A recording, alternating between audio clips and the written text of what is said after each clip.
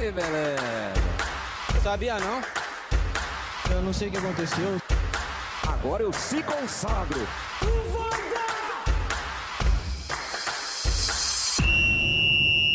Fala galera, Artigo 5 em Campo para falar sobre futebol brasileiro, hegemonia, tudo que nós torcedores arrogantes brasileiros gostamos de debater. Comigo nessa noite de gravação, Jonathan Franco. E aí, John, tudo certo? Boa noite, Felipe. Boa noite, André. Boa noite, pessoal, pro Lucas aí. Muito obrigado pelo convite. Vai ser uma honra conversar com você aqui. E hoje tem debate. E aí, André, tudo certo? Fala, Felipe. Fala, John. Valeu, Lucas, aí pela participação. Vamos debater hoje sobre o domínio, a hegemonia do futebol brasileiro na América do Sul. Bom, eu vejo que esse tema, a gente vai ter muita razão e muita consequência para debater. As razões mais relacionadas a projeto e investimento e as consequências na tabela do Campeonato Brasileiro, principalmente também na Libertadores em si. Vamos com tudo. Episódio número 14, onde o André já introduziu, falamos da hegemonia dos brasileiros nas competições internacionais e, por que não, nacional, né? Porque nunca um estrangeiro ganhou o Brasileirão. Mas indo ao que interessa, apresentar, vocês já deram um spoiler, apresentar o nosso convidado especial da noite, youtuber, blogueiro, jornalista, Foot Tour FC, Planeta Novo, ex-ESPN. Esqueci alguma coisa, Lucas? Seja muito bem-vindo, boa noite, cara, e prazer em conhecê-lo aí. Fala, Felipe, tudo bem? Jonathan, André, todo mundo que está acompanhando aí, prazer é meu estar aqui com vocês pela primeira vez, né? Agradeço o convite aí também, agradeço a apresentação. Assim, tem algumas outras coisas, mas é tanto que nem vem tudo na minha cabeça direito. A carreira é curta, mas já tem bastante coisa já que a gente faz, e é cada dia uma coisa diferente. Então, às vezes eu estou em podcast, pedem para eu apresentar, eu falo de uma forma meio resumida, assim, porque se eu for falar tudo que eu tento, que eu consigo participar, vai o podcast inteiro, eu acho. Não, é isso mesmo. Pela primeira vez na história, 2 finalistas da Libertadores e da Sul-Americana serão brasileiros no mesmo ano, né? Como a gente abordou na introdução, há diversos motivos para isso estar acontecendo. Tem algumas consequências também que isso acaba tendo. E queria passar o primeiro passe vai ser para você, André. O que você acha aí referente o porquê? Eu diria que são os 4 times que estão nessas 2 finais, são os projetos mais famosos do Brasil.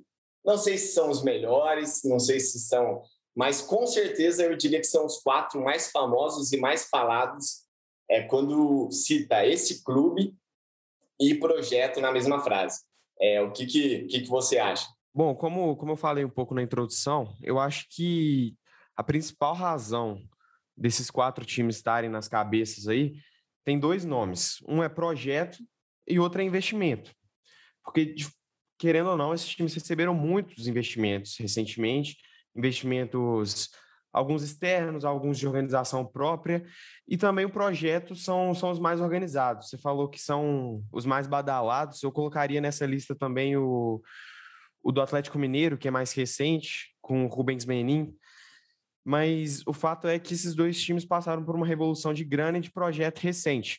A do Flamengo tem o marco da gestão Bandeira de Melo, em 2013. A do Palmeiras, a gente pode falar a partir de 2014, foi um ano traumático e tiveram mais investimentos lá da Crefisa, a gestão do Paulo Nobre. O Bragantino, a gente teve a compra do clube em 2019, fundiu com o RB Brasil e a gente sabe que o clube mudou completamente. E o Atlético Paranaense já vem se organizando de uma forma diferente desde o início do Petralha, né, que já tem bastante tempo. Então, as situações se resumem nisso, porém, eu acho que o investimento ele ainda está em uma prateleira acima do projeto em todos esses clubes. O que eu quero dizer com isso? Que todos esses clubes estão lá mais por causa de investimento do que de projeto. O projeto é bom? É, mas ainda tem que avançar muito em questão de continuidade do comando técnico, em questão de contratação, em questão de exatamente disso, de longevidade, enfim. Os times receberam a grana, mas ainda estão aprendendo a engatinhar, ainda estão aprendendo a caminhar com as próprias pernas. Sim, a gente está falando de 4 projetos, mas você diria que para ser chamado de projeto teria que ter mais tempo? Mais tempo até que, por exemplo, o Atlético Paranaense, mais tempo que o Palmeiras, que está aí nas cabeças há 5 anos, seria isso? Não, eu não já acho que já dá para ser chamado de projeto, os 4, porém eu acho que todos ainda estão no início, ainda cometem muitos erros, ainda tropeçam, principalmente no que se refere ao trabalho de um técnico. Já vou adiantar, nesses 4 eu acho que quem está na frente é o Palmeiras. O que se refere na longevidade de um técnico e da diretoria, do departamento de futebol, definir de antemão como quer que aquele time jogue e quais são as características de um técnico para aquele time. Se for analisar nesse sentido, o Palmeiras está na frente mesmo, porque desde 2016 o Palmeiras ganha e tem o mesmo discurso, né? O Palmeiras pode jogar mais, então tá sempre trazendo técnico que dá menos, né? Basicamente isso. E aí, John, o que você acha a respeito dessa supremacia brasileira? É uma coisa que veio para ficar? É uma coisa que estamos falando de algo esporádico? Acho que esporádico não é o termo correto, até porque a gente está vindo de 2 finais já com 2 brasileiros, né? Sendo que essa semifinal de Libertadores teve 3 brasileiros e podia ter 4, né? E na Sul-Americana, das últimas 10, teve 5 finalistas brasileiros também, né? Então, não usei o termo correto, mas o que você acha aí? E tem consequências? Isso chegou para ficar? Eu ainda tenho um pouco de receio de usar essa palavra hegemonia. Eu acho meio cedo, por mais que a gente vai para terceiro time brasileiro, terceiro troféu, né? Não o terceiro time, porque o Palmeiras e o Flamengo ganharam as 2 últimas e alguém vencerá novamente agora, né? Eu acho muito complicado falar em hegemonia, porque o futebol sul-americano ele é muito particular, ele é muito diferente do que a gente tem, por exemplo, em Europa. Eu acho muito difícil um time se manter por muito tempo nessa briga constante de título, porque além de todo o processo cíclico que a gente passa na América do Sul, a Libertadores, eu acho, principalmente a Libertadores, a Sul-Americana vem ganhando muito destaque pelo novo modelo, pela premiação. Ela é mais atrativa nos dias de hoje do que era quando o Inter ganhou em 2008, São Paulo ganhou, enfim. Ela vai criando o corpo e é muito legal, né? Ter uma competição de segundo, entre aspas, escalão nesse nível. Mas eu acho muito difícil. Por exemplo, 2010 e 2013 a gente teve Inter, Santos, Corinthians e Atlético Mineiro vencendo. Depois ficou 3 anos sem ir para a final, até o Grêmio em 2017. Então, foi uma hegemonia? Foi um período vitorioso, mas a hegemonia acho muito grande falar. Muito forte. Muito forte, porque é lógico que, olhando agora, é difícil imaginar esse Flamengo não chegando forte. Mas o grande problema do futebol brasileiro nessa questão, eu acho que é sabe aquela dor de barriga? Quando aperta, as coisas não funcionam tão bem. O próprio Flamengo, de Jorge Jesus para Domenech para Abel, de Abel para Rogério, nada a ver um com o outro. Então, tem um projeto? Tem um projeto, mas igual o André falou, se não tiver muita grana por trás, igual o Flamengo tem hoje, por tudo que fez desde 2013, não funciona, cara. Então, eu acho que essa, entre aspas, hegemonia é muito mais pela grana, é muito mais financeira do que técnica. Eu não vejo nenhum time brasileiro sobrando, dando baile, a não ser quando o desnível é absurdamente infinito, quando é o Flamengo e Libertad, Flamengo e Barcelona, que dava dó de ver o Barcelona jogar, contra o Flamengo, um time minimamente organizado. Quando tem embates, o Atlético Mineiro contra o Boca e contra o River, contra o Boca foi nos pênaltis, foi um jogo mais complicado. Nesse meio tempo, o único que conseguiu meio que furar nesses últimos anos esse domínio brasileiro foi o River, com um projeto do Galhardo, mais consolidado, mas que agora já está na reta final, né? Então, eu acho meio perigoso falar em hegemonia por muito tempo, mas é o momento, né? A terceira taça seguida para o Brasil, e eu acho que os times que não brigam pela Libertadores começaram a entender que a Sul-Americana é um caminho viável, né? É a chance de um título internacional.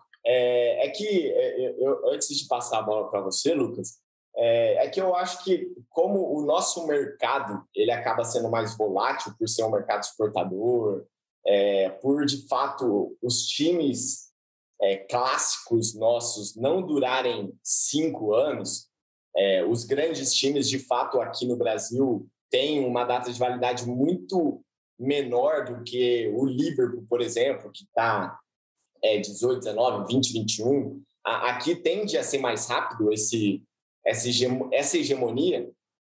Eu não vejo problema de usar o termo, tá? Justamente porque a hegemonia do Brasil, do River, de um time, de fato é 3 anos, de fato são 4 anos, assim. E o cenário que a gente está caminhando, que eu acho que é o que eu alertei, entre as consequências, que eu acho que é o ponto aqui. As hegemonias do brasileiros, argentinos, que vencem, duram 3 anos, duram 4 anos, mas acredito eu que, por juntar essa hegemonia com o projeto, eu acredito que pode ser mais longevo. O que você acha, Lucas? Tô pensando corretamente? No meu ver, quando você junta uma hegemonia, um time que deu certo, um time que tem projeção, junto com essa gestão, aí é onde, entre aspas, europatiza, não sei se é o termo correto, né? O futebol sul-americano, o futebol brasileiro. Eu acho que sim, eu acho que hegemonia, entendo quem acha o termo forte, entendo ali o que os amigos falaram, também concordo com vários pontos que eles citaram, concordo que é mais pela grana do que por uma organização em termos técnicos, em termos de projeto, muitas vezes que a gente vê certas incoerências aí, em praticamente, não vou dizer todos esses times, mas, igual você falou, o Palmeiras está seguindo uma linha ali que dá para perceber, e o Bragantino também segue uma linha que, inclusive, vem de fora também, né, dos outros clubes da Red Bull. A gente vê princípios bem desenvolvidos. O Atlético é um time que até acompanho bastante, né, desde criança, inclusive, eu posso falar com mais propriedade, digamos assim. É um time que tem um projeto de futebol muito bom e que eu diria que o projeto em si é maior e, com certeza, é muito mais longo do que desses 3 times, né? Que é desde lá do início da era Petrarca, em 95, e o time tem aquela questão do jogo cap, tem alguns princípios que gosta de seguir, então, nesse lado tem uma lógica maior que os outros clubes, ao meu ver, mas ele tem certas incoerências em escolha de treinador também ao longo dos anos. Se a gente for pegar os últimos anos, o Atlético teve muito treinador. Teve os anos ali do Thiago Nunes, que foram até milagrosos, que é muito raro, sob o comando do Petrarca, um treinador ficar o tempo que ele ficou. Nem foi tanto assim, mas para o parâmetro brasileiro já foi bastante. Mas, o Thiago ficou quanto tempo no Atlético? O Thiago, na verdade, em 2018, ele começou como interino no Campeonato Paranaense. Ele, inclusive, ganhou a Copa do Brasil, ele ganhou a Sul-Americana como interino ainda. Depois ele foi efetivado. Assim, ele começou o Campeonato Paranaense com o time de aspirantes, na verdade. Ele era o técnico do time de aspirantes. O Atlético não usa o time principal no Paranaense, né, na maioria das vezes. Aí depois teve a pressão no Fernando Diniz, que o time estava no rebaixamento durante o Brasileirão. O Thiago Nunes assume ali na metade da campanha, mais ou menos. Depois salva o time no Brasileirão, conquista a Sul-Americana, ainda como interino. Aí ele é efetivado e ele sai em 2019, depois do título da Copa do Brasil. Ele sai faltando ali umas 10 rodadas para acabar o Brasileirão 2019. Então dá para dizer que ele ficou no comando, assim, se a gente for juntar o tempo de aspirantes com o time principal, quase 2 anos, arredondando. O que é bastante, né, para o parâmetro Brasil. Então, demais, né? Muito. Só que foi uma questão meio rara, porque o Atlético é um time que se acostumou a demitir técnico, a trocar, a fazer umas coisas meio esquisitas, até que todo mundo acha esquisito, mas tem o lado também de que a estrutura é tão boa, o projeto tem umas bases tão sólidas e o time é tão acima dos outros em termos de gestão, que mesmo quando algo incoerente acontece, no fim das contas o Atlético acaba se dando bem. Então acho que tem isso também, mas concordo com essa linha de que o dinheiro é o que está fazendo mais diferença ainda aqui nessa hegemonia, digamos assim, no futebol brasileiro. Não, o nosso futebol brasileiro, ele de fato, ele é tão bagunçado que clubes que têm esse projeto, essa gestão definida, Palmeiras, Flamengo, cara, o Flamengo trocou de técnico a rodo, assim, e se mantém. Tem aquele papo da memória tática, né, que quando um grande treinador passa pelo clube, enfim, isso acontece com o Barcelona, está acontecendo com o Flamengo, mas esses times que têm algo sólido faz tanta diferença que quando até o clube toma uma tomada de decisão totalmente equivocada, ele ainda dá certo. Só pontuando o que o André falou no início, eu coloquei esses 4 projetos, Red Bull, Atlético Paranaense, Flamengo e Palmeiras, como os 4 mais famosos, e diria que os mais bem feitos, digamos assim, do Brasil, justamente até fazendo o ponto que o John falou. Eu não coloco o Atlético Mineiro nessa, justamente pelo tão pouco tempo. Eu acredito que o Cuca vai ficar bastante tempo. Eu não acho que, mesmo se o Galo Paraguaio, como estão dizendo, não ganhar o brasileiro, eu não acho que vai ter desmanche, enfim. Acho que vai ser, de fato, um projeto a longo prazo, enfim. Mas, assim, eu ainda vejo o Atlético Mineiro como somente o primeiro passo, né, que é a injeção. Tem uma estratégia, né, que é a questão do estágio, que estão visando fazer um estádio lucrativo, como é o do Palmeiras, por exemplo, e acredito que vão se consolidar, já são uma potência, né, vão se consolidar como isso e como projeto definitivo. Mas, assim, eu não sei se hoje de fato, pode se chamar projeto, né? Pela concepção que eu defini aqui de projeto ser a longo prazo. Entrando agora um pouco na competição, Libertadores, Sul-Americana, o que vocês acham? Eu vou passar a bola primeiro para o John. O que você acha, John, no sentido que o que uma derrota vai impactar o projeto do outro? Já que o assunto é projeto, estamos falando em projeto, o que uma derrota do Flamengo deve impactar nesse projeto do Flamengo? O que uma derrota do Palmeiras pode impactar nesse projeto do Palmeiras? A questão do Palmeiras é muito complicada, né? O Abel chega em 2 finais de Libertadores aí, e você vê que no fundo ele não é, enfim, por imprensa, pela maneira que joga, por torcedores, você pode falar bem disso, né, Felipe? Ele não é amado, porque é um modelo de jogo que se baseia em resultado. Enquanto tá ganhando, beleza. Quando começa a perder, não é legal. É difícil você enxergar uma melhora, algo que possa, de fato, trazer conquistas, enfim. Mas jogo único, cara, eu acho muito difícil pensar fora, campo neutro, enfim, pensar em favoritismo. O Flamengo é mais time, né? Só que o Palmeiras adora esse tipo de jogo. Esse Palmeiras é feito para esse tipo de jogo. Quando o adversário é mais forte, quando o adversário tem a bola, quando o adversário vem para cima, é o sonho. Tanto que o Palmeiras sofre mais contra time pequeno que vai no Allianz Parque lá e joga mais fechado que o Palmeiras e tenta buscar 1, 2 bolas do que quando vem jogar o São Paulo no Allianz e tenta. Você falou de time pequeno, meu microfone até caiu aqui. Você viu? Eu acho complicado porque, assim, o Palmeiras e o Flamengo estão perto, estão numa zona de Libertadores, no Brasileiro.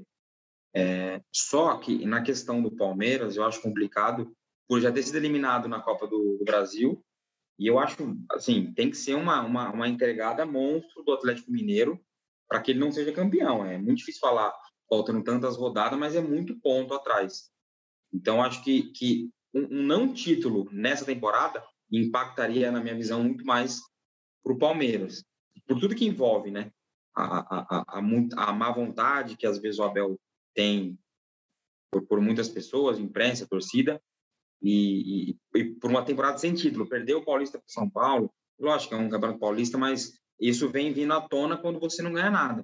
A eliminação para o CRB, não ganhar o Brasileiro, perder a final, esse tipo de coisa pode... Não sei, uma demissão do Abel. Talvez eu vejo mais o Abel de saco cheio indo embora, porque ele não aguenta mais aqui a pressão que ele sofre, do que até a questão do vizinho lá, que não é vizinho, que foi uma analogia ao que pegam no pé dele, foram lá repórter procurar estar o vizinho, enfim, eu acho que impactaria mais para o Palmeiras do que para o Flamengo uma derrota na final. O André, você tá nessa?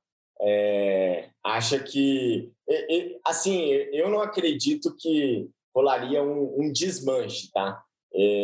De fato, eu acho que os dois, já que a palavra é projeto, eu acho que os dois, por mais que estão vindo vitoriosos aí nos últimos anos, eles assumiram esse rótulo de projeto e que ambos estão iniciando nisso, né? Dizem que mesmo o Abel critica na diretoria, com a reeleição da Leila vai vir investimento pesado de novo, como há 2 anos não está vindo. O Flamengo, com o Renato Gaúcho, mesmo que acabe perdendo o Brasileiro e a Libertadores, pode papar a Copa do Brasil, mas caso perca numa final, também que não é uma coisa... acho que não vai impactar em nenhum dos dois, tá? Acho que os dois colocaram na cabeça que é o início de algo e não vai mudar em caso de uma derrota, mesmo que seja uma derrota cachapante, que é o que falam, né? Se não muda de acordo com a derrota, a galera fala, e se for um 4-0? E se for um 5-0? Aí como se... Mas, enfim. André, o que você acha aí? Bom, com relação a essa questão de impactar a nível de diretoria, a nível de projeto, a nível de definição de uma gestão a longo prazo, realmente não vai impactar. Mas pensando a curto prazo, pensando na temporada, eu acho que pode trazer impactos diferentes, uma derrota para cada um dos times, principalmente por causa da relação da torcida de cada um desses times com o clube. Eu acho que, por exemplo, a torcida do Palmeiras ela é muito mais fechada com a ideia do Abel do que a do Flamengo com qualquer técnico. Depois que o Jorge Jesus chegou e teve aquela passagem maravilhosa, a torcida do Flamengo elevou muito o sarrafo do time. A torcida do Flamengo quer ver o time dando show, quer ver o time na melhor fase técnica, na melhor fase tática, com o melhor goleiro, com o melhor lateral direito, com tudo. A torcida do Flamengo exige essa perfeição.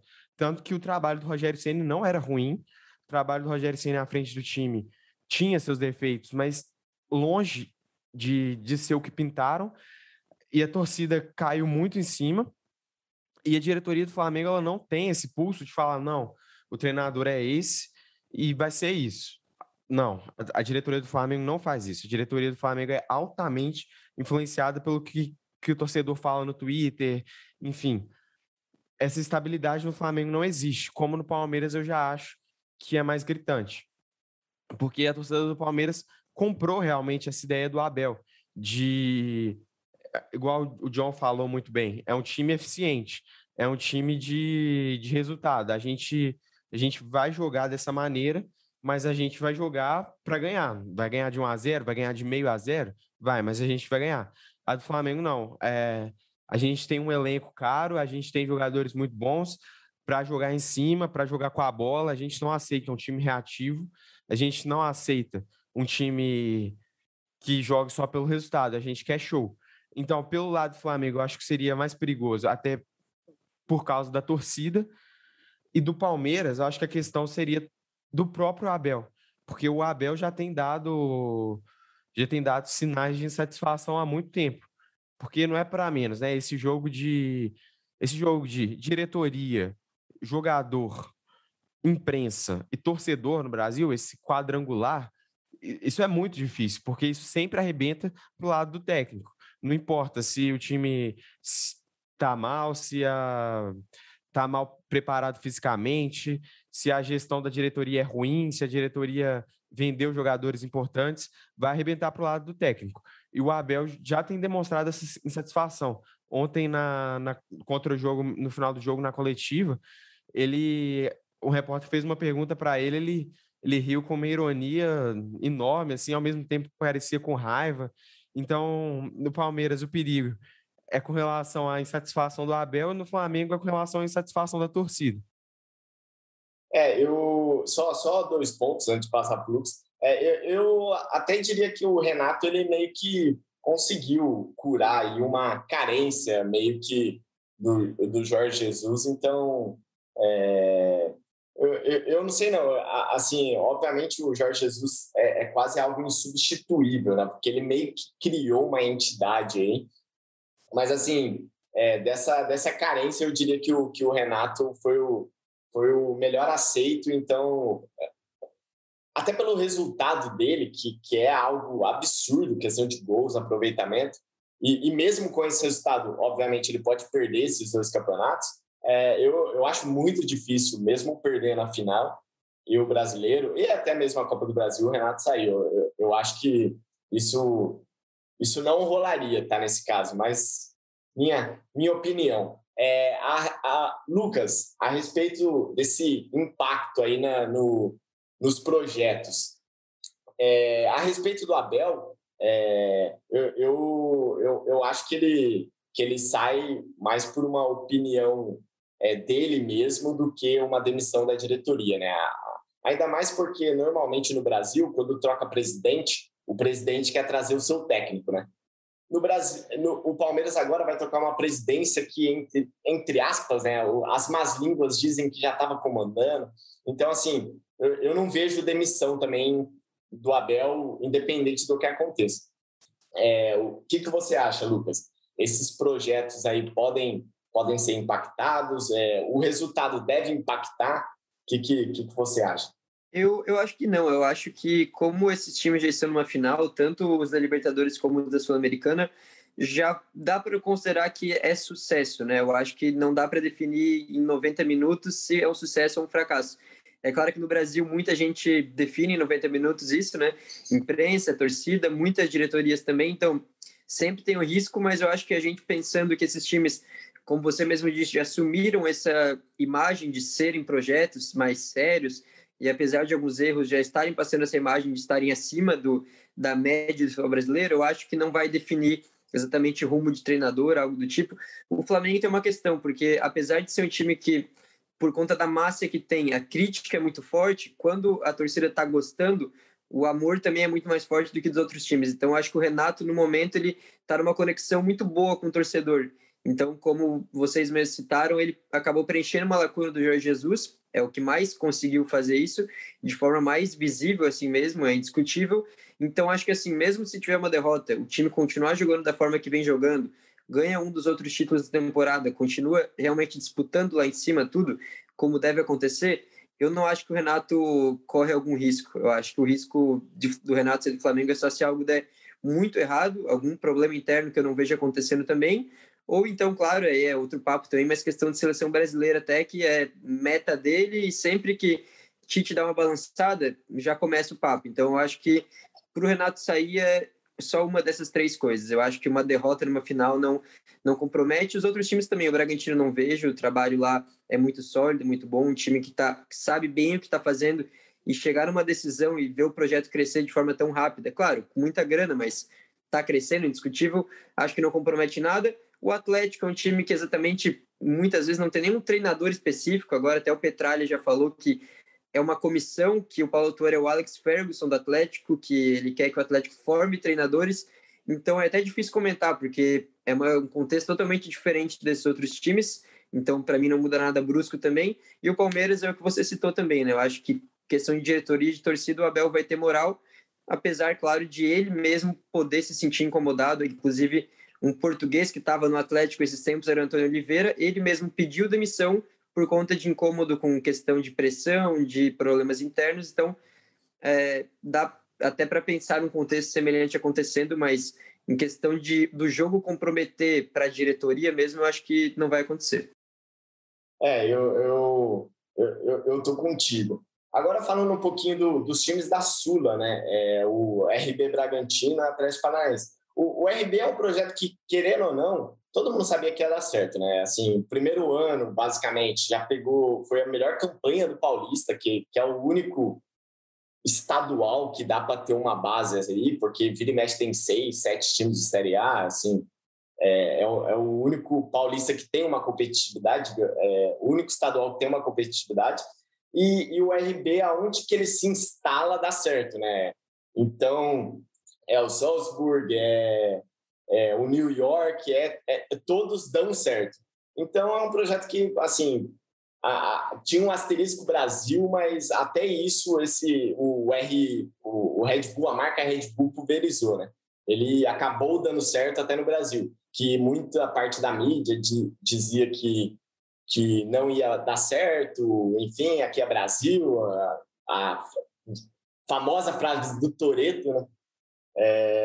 E o Atlético é um clube que eu diria até é o mais curioso, né? Como o Lucas conhece com propriedade. E é um time que talvez, eu não sei se o termo é correto, mas é o primeiro time que meteu o louco no sentido de mudar layout. Eu diria que é um time rock and roll, né? No sentido desse mesmo, de meter o louco, fazer algumas coisas inovadoras, mesmo algumas coisas, né, alguns passos não fazendo sentido. E os dois estão aí, batendo aí na final, e a gente projeta muito questão de Libertadores, brasileiro, que sempre vão ter os mesmos. Eu diria que esses dois aí vão estar nas cabeças consequentemente a partir de então, né? O Atlético já até tá, né? Não é tão esporádico assim. E, enfim, Lucas, o que você acha?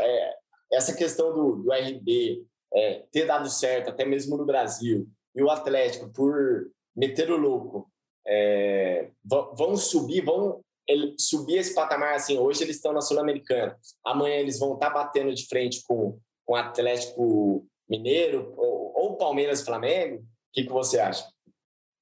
Então, eu acho que é fato que eles vão estar na parte de cima da tabela do Brasileirão, é fato que vão jogar Libertadores com certa regularidade. Isso eu acho que é difícil a gente imaginar um cenário onde isso não acontece. Disputar com Palmeiras, com Flamengo e Atlético Mineiro, eu já acho uma outra história, porque, assim, em mata-mata, em torneio de tiro curto, aí eu acredito totalmente, até porque o Atlético já fez isso, né? Lá em 2019 foi campeão da Copa do Brasil, eliminando grandes clubes, inclusive o Flamengo, né? O único título que o Jorge Jesus não ganhou.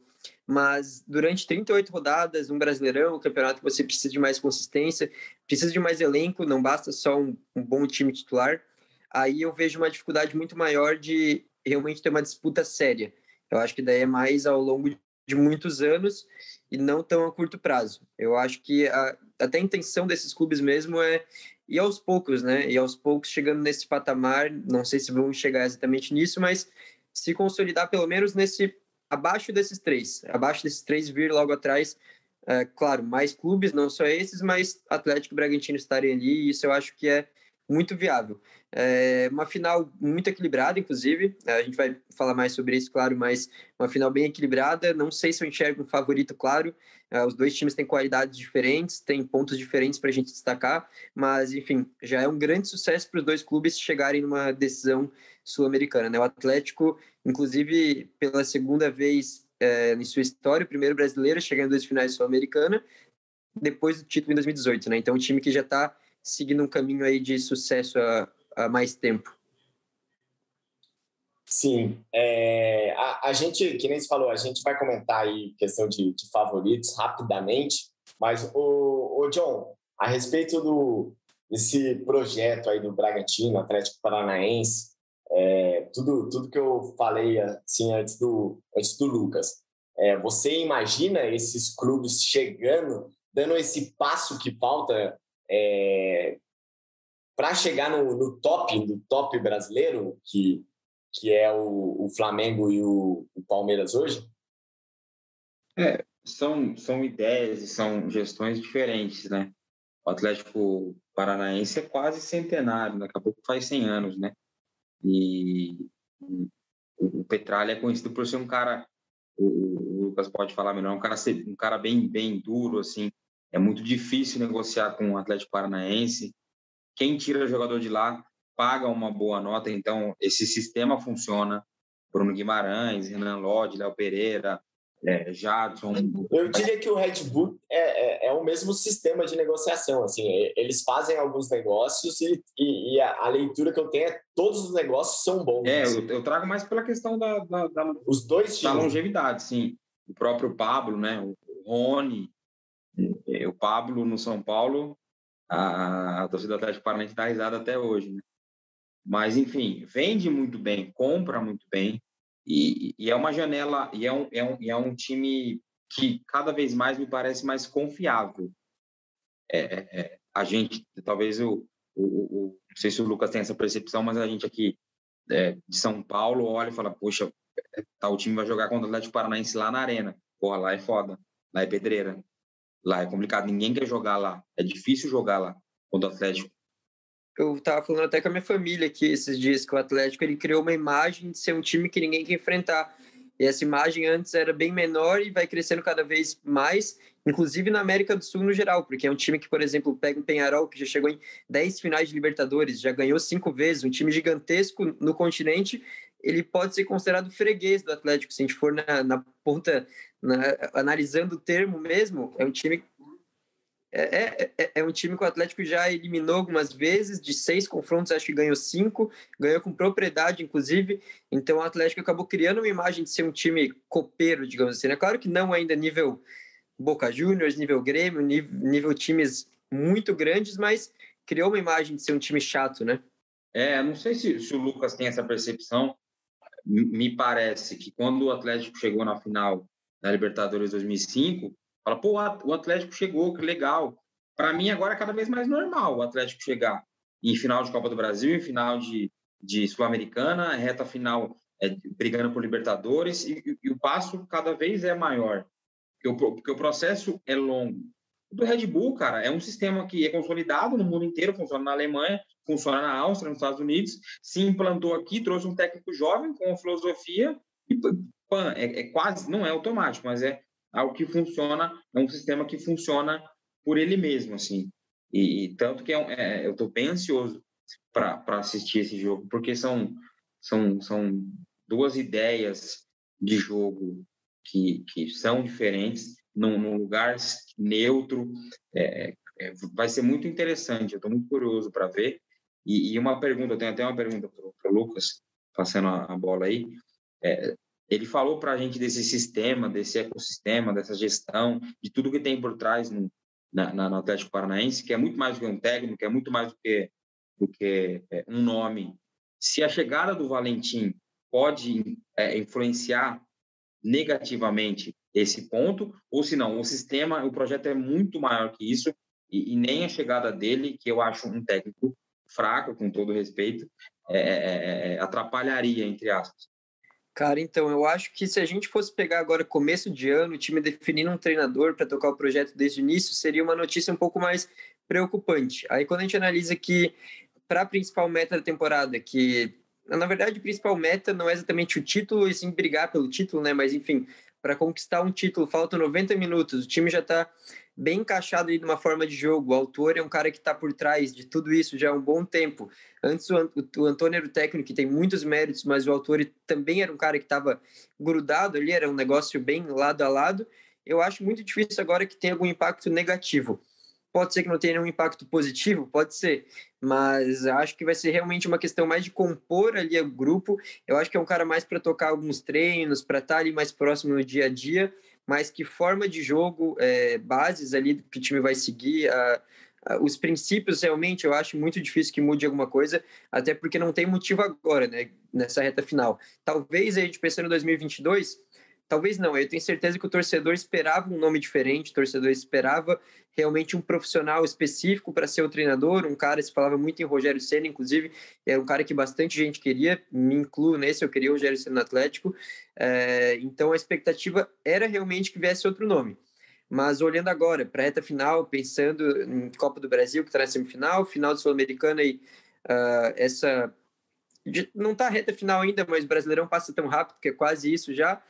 Eu acho que não vai mudar negativamente. Eu acho que pode ser que não melhore muita coisa, mas vai seguir o padrão que está seguindo já. E pela campanha do Atlético, né, que corroboro com a opinião que a gente hoje olha o Atlético, por exemplo, quando saiu, eu que gosto de fazer minhas fezinhas, quando saiu a questão da Sul-Americana, eu falei, pô, o favorito é o Atlético, assim, e de fato, você põe o Peñarol, questão da camisa, e o Red Bull, então o Atlético ele já está no nosso imaginário como, de fato, que é muito fácil colocar o Atlético como favorito de uma Sula, mesmo talvez não consumindo o Atlético como um torcedor, como, por exemplo, o Lucas, enfim.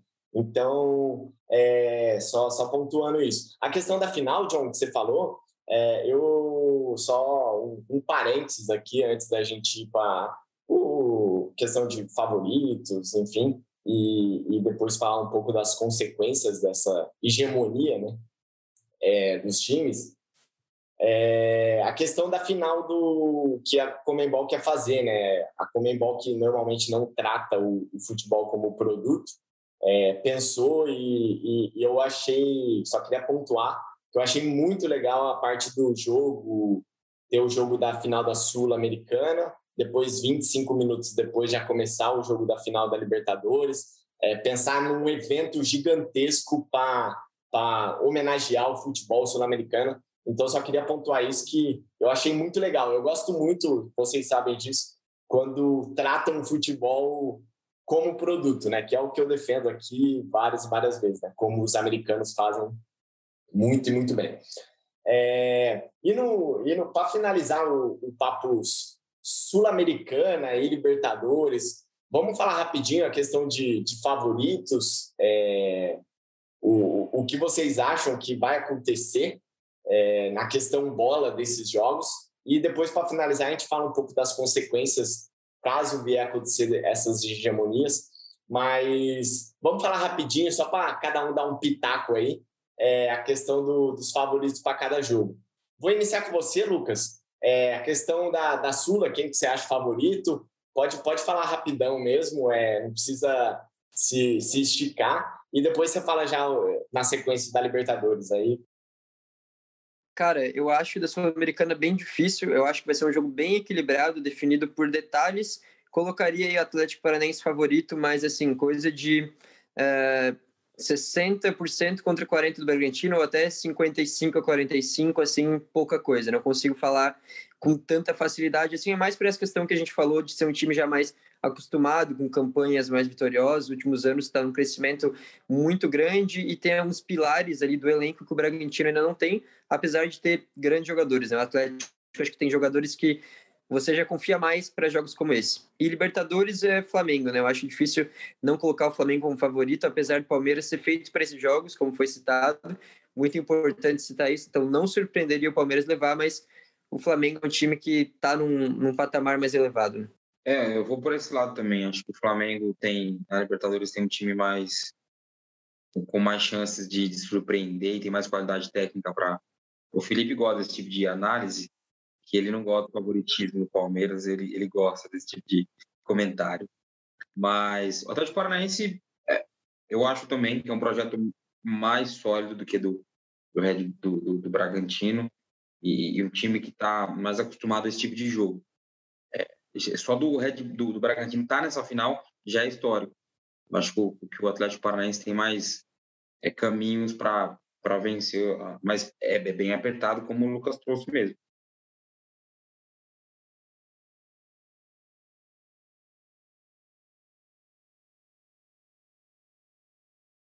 Bom, antes de eu cravar aqui um pouquinho, eu gostaria de falar um pouco sobre o Bragantino, que é uma proposta muito inovadora no futebol brasileiro. No mundo não, mas no futebol brasileiro acho que é a primeira vez a gente vê um um clube que faz parte de um conglomerado de clubes. E eu gosto muito do Bragantino, não só por causa disso, por causa dessa padronização a qual ele faz parte e que eu acho benéfica ao futebol, tanto o Red Bull quanto o Grupo City e tantos outros pelo mundo, mas também pela escolha do Barbieri e por bancar o Barbieri por tanto tempo. Eu acho o Barbieri um técnico de ponta, com ideias excelentes e com potencial de crescimento que eu vejo com potencial de ser o maior técnico do Brasil em um pequeno tempo, em um médio prazo. Só que, como eu sempre falo com relação a esse projeto do Bragantino, esse é um projeto de médio prazo, não é um projeto nem de prazo muito curto, nem de prazo muito longo. É um projeto de meio tempo. Então, para essa final, eu vou no Atlético também, assim como o Lucas falou, 60-40, nada mais que isso, porque eu acho que os times estão em estágios diferentes. São dois projetos muito bem pensados, muito bem elaborados, muito melhor elaborados que vários times que são considerados até maiores, porém, eles estão em estágios diferentes. Vamos dizer que o Red Bull está começando a caminhar em uma estrada que o Atlético já está lá na frente. Então, com relação às Copas, o Atlético está mais consolidado, não tem dúvida, e é o favorito.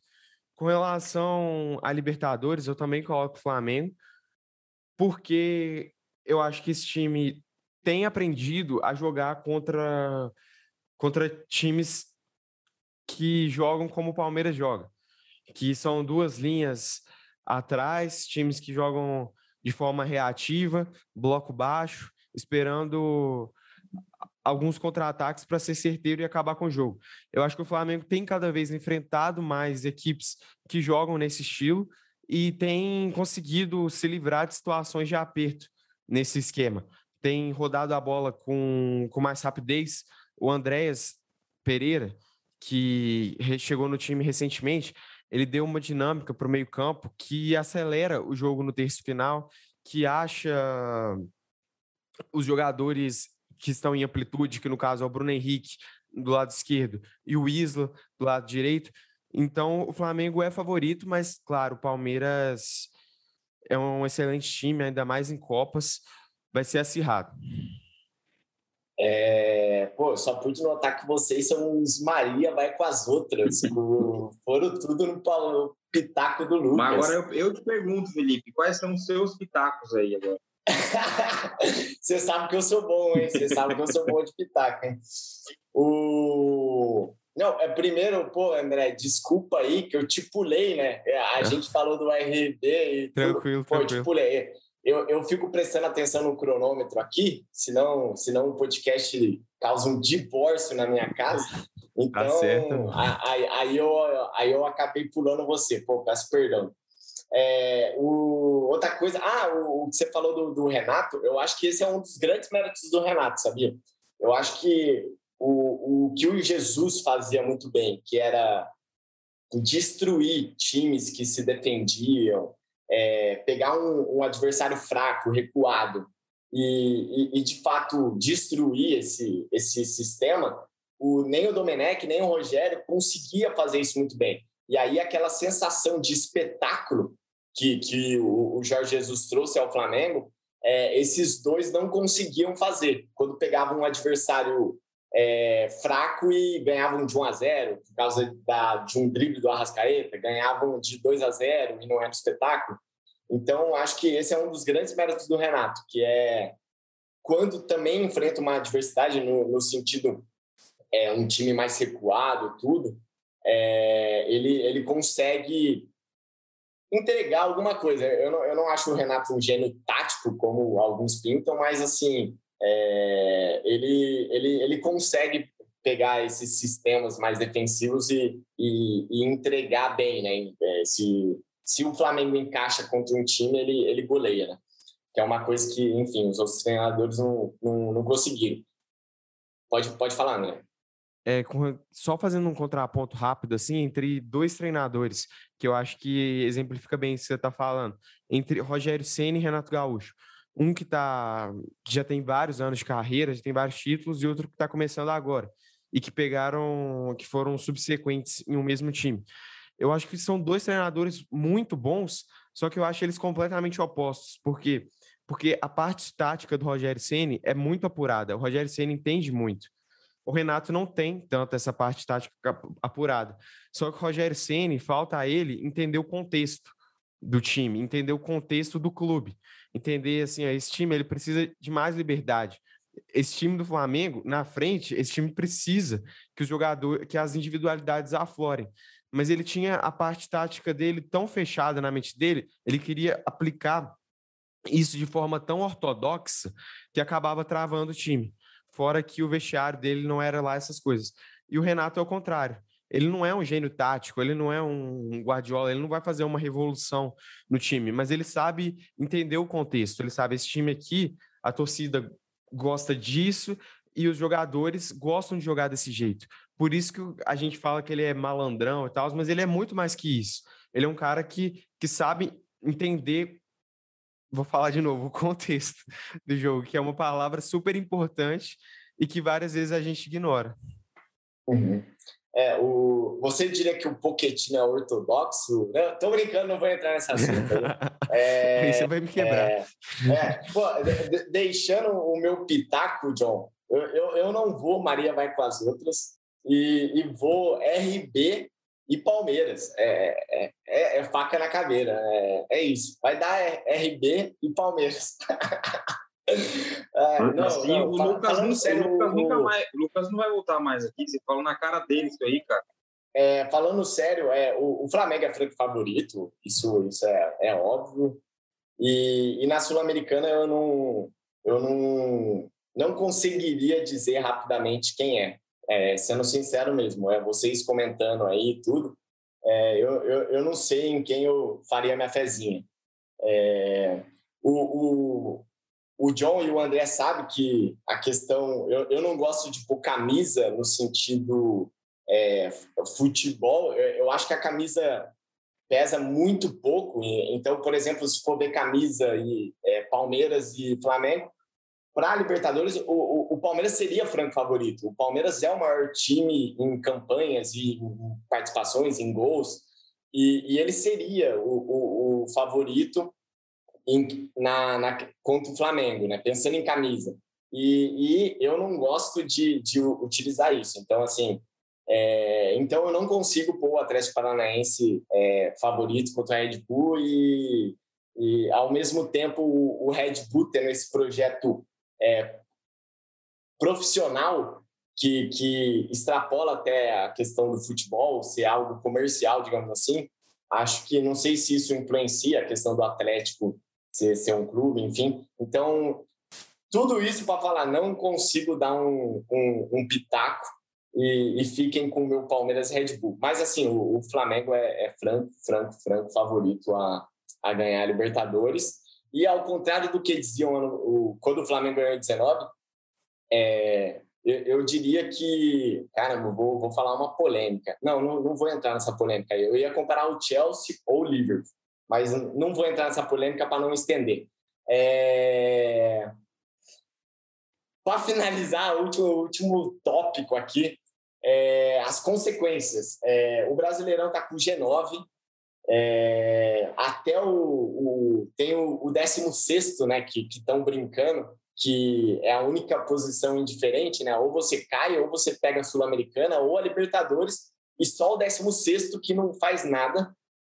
Tem até a brincadeira do Bahia, o Sport, falando que, se tivesse para assinar a 16ª posição, assinava agora, né?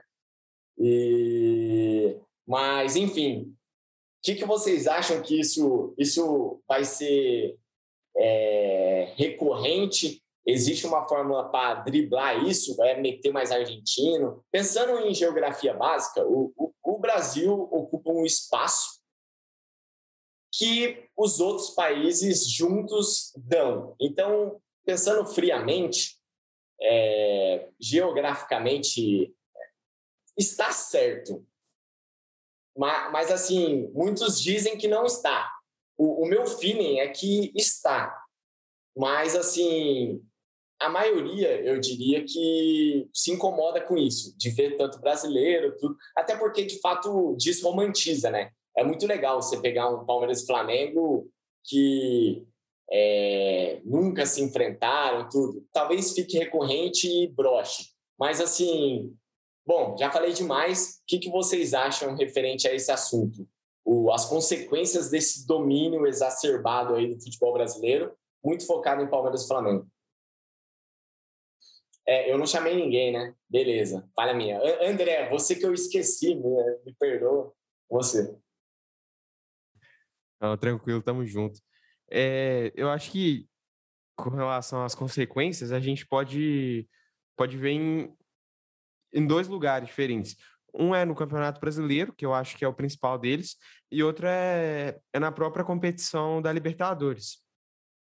Com relação ao Campeonato Brasileiro, esse ano especialmente ficou uma coisa para mim ridícula até, porque 15 times disputando alguma coisa para subir, digamos assim, 4 para descer e só um indiferente, isso descaracterizou a disputa de vagas do campeonato. Teve gente até brincando que é melhor cair do que ser o 16º. Porque, pelo amor de Deus, você ficar na única posição que não vale nada. Bom, eu acho que é cedo para falar que isso vai ser um padrão. Porque a gente não sabe como vão ser os outros anos, se os brasileiros vão chegar novamente na final, se os brasileiros vão continuar sendo campeões. Enfim, é cedo para falar em um padrão. Mas esse ano foi ruim porque tirou um pouco da competitividade dos pontos corridos. Os pontos corridos já é um modelo de campeonato que tende a ser desinteressante durante uma parte do tempo, e com essa banalização, com essa disputa de vagas menos acirrada, tira um pouco da competitividade e do brilhantismo mesmo da competição. Era muito legal a gente chegar no final lá, vendo quem que ia pegar a quarta vaga, a mágica quarta vaga, que era a última que dava acesso à Libertadores. Agora, essa briga ela vai descer um pouco mais, ela vai ficar ali entre o 9º e o 10º, e vai perder aquele molho, aquilo que dava o brilhantismo ao desceu, brasileiro. né? Do bom para o muito bom, o médio e o medíocre, né? E Exatamente. isso... E com relação a... Pode falar, pode finalizar. Com relação a Libertadores, eu acho que fica meio chato também você ter só times de uma competição chegando. Você pode correr o risco de virar uma Copa do Brasil 2.0. Eu acho que, igual eu falei, cedo para falar, mas também o legal seria ver a competição igual, principalmente entre brasileiros e argentinos. Eu corroboro com os sentimentos de querer os argentinos fortes, mas, sendo sincero, eu sou menos político que você. Eu acho que vai acontecer. Eu não imagino um time ano que vem fazendo frente ao Galo, fazendo frente ao Flamengo, o River perdendo o Gallardo, enfim. Não imagino mesmo, então acho que vai ser mais longevo do que a gente está acostumado. Lucas, para você, essas consequências aí, questão do Brasileirão, o que você acha? É chato, não tem muito para onde correr? Cara, então, eu acho que, assim, tem uma questão de banalização que eu acho bem ruim. Eu acho que realmente perde um pouco a graça, um pouco não, perde bastante, né? Quando a gente vê um nono colocado indo para a principal competição do continente, é uma coisa que meio que não faz sentido, né? Não importa se o time é bom ou ruim, se o time dos outros países estão bem ou mal, acho que é uma questão que não era para o futebol ser assim, né? Mas também tem aquela coisa, as coisas vão acontecendo naturalmente, né? Se um país conseguiu se colocar muito à frente dos outros e os outros não conseguem chegar nem perto, a maioria, né? Tem, claro, uns que conseguem, a gente ainda vai ver ao longo do tempo se isso vai realmente se concretizar ou vai ficar no nosso imaginário aqui. Mas, no geral, não estão conseguindo, faz parte também, acaba sendo algo natural, né? E as coisas vão meio que se encaixando como são para ser de acordo com o que está acontecendo dentro de campo, fora de campo, em termos de gestão, dinheiro, organização, enfim, muitas coisas que influenciam nisso. Então, eu acho que, de certa forma, é justo, porque é uma coisa livre, mas, ao mesmo tempo, eu preferia que fosse diferente. Eu acho que meio que é o consenso aí também. Eu acho que a maioria das pessoas pensa dessa forma. Penso que na Libertadores a gente ainda pode ver algumas surpresas, a gente ainda pode ver coisas diferentes acontecendo. Não descarto aí que times de outros países cresçam nos próximos anos, mas essa questão do Brasileirão fica meio chato mesmo, porque igual o André falou, um período de campeonato de pontos corridos já é um pouco desinteressante. A gente gosta muito de futebol, sempre vai assistir, mas até para pessoas que não acompanham com tanto amor, digamos assim, o pontos corridos já é um pouco mais desinteressante e assim fica muito menos. Inclusive, eu passo às vezes dias, rodadas, sem olhar direito para a classificação, porque meio que eu sei que se o Atlético fica um tempo aí em crise, ficou uns 2 meses sem ganhar nada direito, time mal, o treinador se demitindo, eu sabia que o Atlético ia estar praticamente no mesmo lugar e que no final da temporada ainda vai disputar a vaga na Libertadores. Eu estava vendo o Bragantino, inclusive, estava esses tempos, eu agora mesmo, acho que nos últimos 13 jogos venceu 3, alguma coisa assim, aí tu vai ver a colocação deles, estão lá em quarto. O Fortaleza e o Palmeiras, os 3 clubes, eu acho que chegou a ficar 4 rodadas sem vencer e fica tudo estão exatamente na mesma posição. Então, aí fica uma questão assim meio que, vai ser isso aí e no final vai estar todo mundo na Libertadores. Então, nesse lado é realmente meio chato, né? Não, isso perde eu gosto da palavra prêmio, e a Libertadores antigamente era algo prêmio, né? E de fato essa hegemonia está deixando de ser prêmio. John, 2 minutinhos. Que você acha a respeito dessa banalização da Libertadores? Pensando assim, dando um exemplo rápido, o todo-poderoso Grêmio, né? Acabou ficando para o Independente Del Valle na última pré. O Corinthians, todo-poderoso Corinthians, também ficou na pré as últimas vezes que chegou. Está ficando recorrente isso também da pré, né? A pré não está tão pré assim. Tá primeiro ano. Nossa, essa foi boa. Então, assim, o que você acha, cara? É isso mesmo? A pré está dificultando? Não tem muito para onde correr? Eu acho que não vai mudar. É isso daí, vão encaixar mais vaga, aí entra a política no meio, enfim. O máximo que daqui a pouco um rebaixado consegue a vaga para Libertadores e não joga a Série B. Vamos tentar fazer uns gatilhos desse aí. Para mim, a Libertadores é o auge. Para mim, a Libertadores é a maior conquista que um time brasileiro pode ter. Nem o brasileiro é maior que a Libertadores, para mim. Então, tem que ir o supra-sumo do futebol daquele país. Ninguém usa essa palavra mais, mas eu estou usando para exemplificar. Eu gosto de supra-sumo. Cara, você comemorar o top... O supra-sumo é fogo, né? Você comemorar que você ficou em 4º lugar e vai para a Libertadores. Não você fez uma campanha meia bomba, terminou e vai. Sabe? É muito mais caiu no colo do que merecimento. Então, eu acho muito, muito ruim para o espetáculo em si, né? Eu gosto dessas zebras que acontecem por aí. Eu acho que uma solução para que todo mundo tenha espaço é a Conference League, que foi criada na Europa, né? É a 3ª divisão da Europa. Tem a Champions League, a Europa League e a Conference League. Cara, é para um time da Grécia vencer mesmo. É para um time da Eslováquia chegar lá. É isso. É para criar uma competição para o time do Peru vencer. O time do Peru não vai ganhar a Libertadores, esquece. O futebol aceitaria, no Brasil se aceita perder no máximo para um uruguaio que é copeiro e para um argentino, né? Não se aceita perder para um peruano, um chileno. O futebol não é assim, né, cara? A Libertadores é a primeira competição na América do Sul. Tem que ir os melhores. Mas você vai jogando, Sul-Americana, enfim, até um time galgar e chegar. É legal demais você ver o Independente Del Valle numa final de Libertadores, mas é cada vez menos recorrente. Porque você tem 9 brasileiros, mas 7 argentinos. Porra, os caras vão ter que ganhar, ser melhor que todos esses times que são muito melhores, com mais dinheiro, com mais capital, com mais, enfim, tradição. Então é cada vez menos recorrente. A intenção talvez seja criar um novo campeonato para que se acomode esses times de uma maneira mais legal, né? Não, fica, antes de encerrar, fica só uma reflexão. Se o Brasil se dividisse como país, a gente estaria, pela metade, a gente estaria discutindo isso? Fica a reflexão aí para vocês pensarem aí para casa. A gente voltou no período da República, na Independência. Aí foi longe.